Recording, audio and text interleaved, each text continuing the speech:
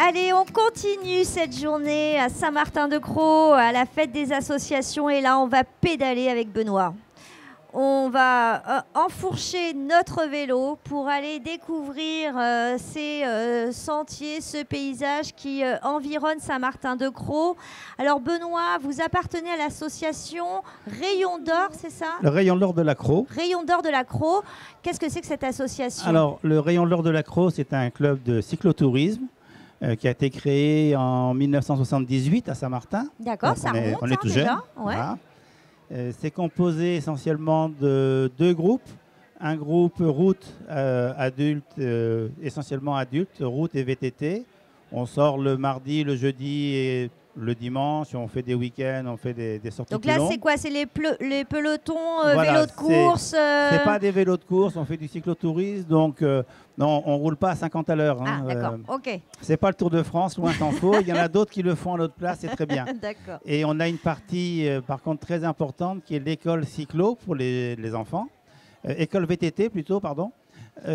Pour les enfants, les adolescents de 8 à 18 ans, qui est structuré et qui est encadré par des animateurs et des moniteurs fédéraux.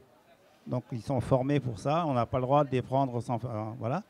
Et le terrain de jeu des VTTistes, c'est essentiellement les Alpilles. C'est les Alpilles. Voilà. Ok.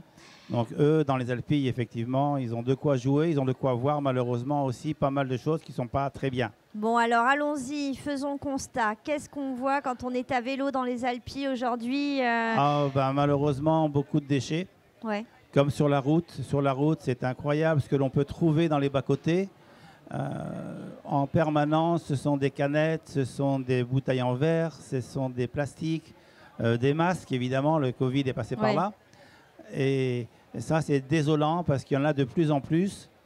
Et ça tombe sur le bas-côté, mais ça peut aussi tomber dans les prés à foin à côté, ce qui est un problème pour les exploitants agricoles. Pour les exploitants, voilà. Bien sûr. Ouais. Donc ça, on le voit très très bien en vélo et on le voit d'autant plus quand le personnel de l'équipement vient faire le fauchage des bas-côtés. Oui. Parce qu'ils fauchent tout, mais ils laissent tout en place.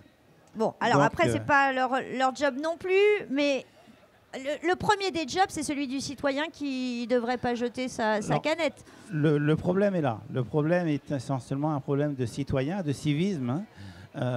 Nos générations, je dirais, sont peut-être un peu plus respectueuses, mais les générations actuelles balancent tout par la fenêtre, quoi. Alors, vous êtes là depuis 1978, alors pas vous, mais enfin l'association, Si. vous aussi. Bon, Ah oui. ouais, hein. Est-ce que vous faites un constat, les choses se dégradent ou finalement ça a toujours été un peu comme ça? Non, je pense que ça se dégrade. Après, c'est fonction des régions. On roule pas mal dans les Bouches-du-Rhône, bien sûr, le Bouches-du-Rhône, le Gard, le Vaucluse.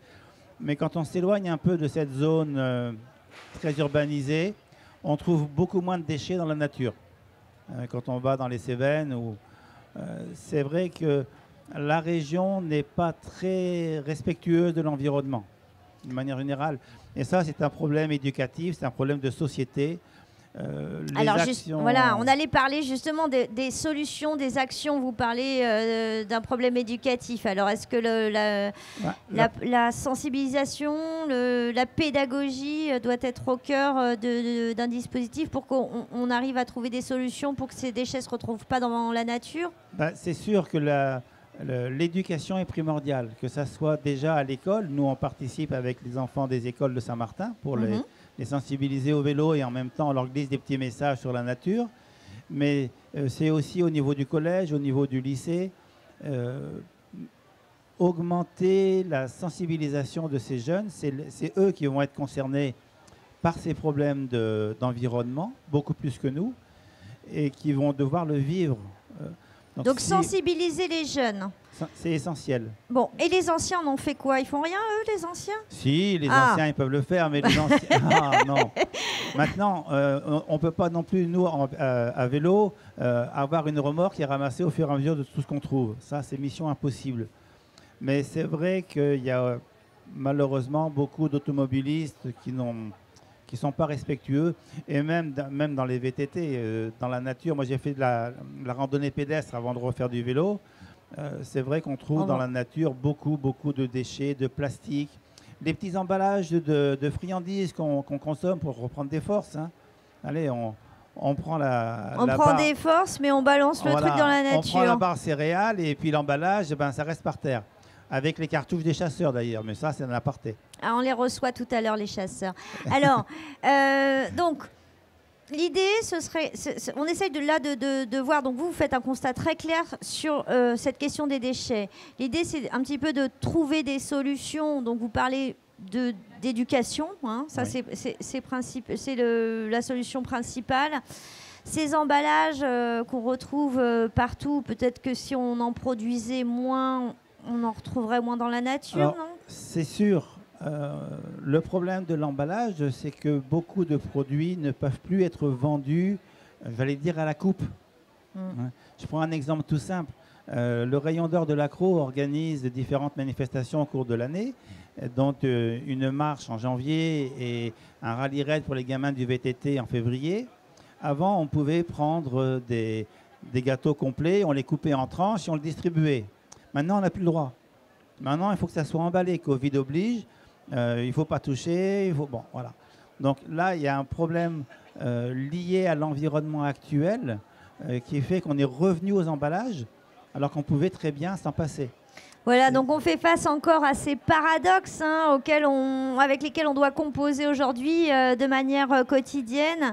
En tout cas, merci beaucoup Benoît d'être venu ici nous raconter ce que vous vivez au quotidien en tant que cycliste voilà, et de cette association Rayon d'Or de l'Accro qu'on vous invite à aller voir. Ils sont ici sur le boulevard, juste en face. Merci beaucoup en tout cas Benoît. Ça a été un plaisir. Merci. À bientôt. Au revoir.